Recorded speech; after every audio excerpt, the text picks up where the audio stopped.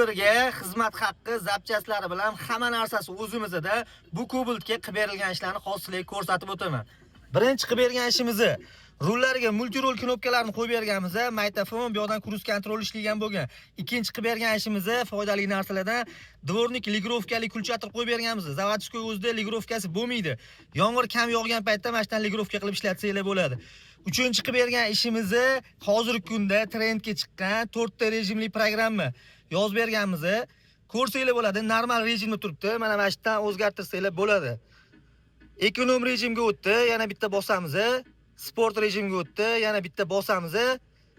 Zimniy rejimga o'tdi. Xudo xolasa, cho'tki yuradi, muzlada sirpanib ketmaydi. Xolagan rejimligiga qo'yib haydasanglar bo'ladi. Bular hammasi 100 dollar evaziga bitdi.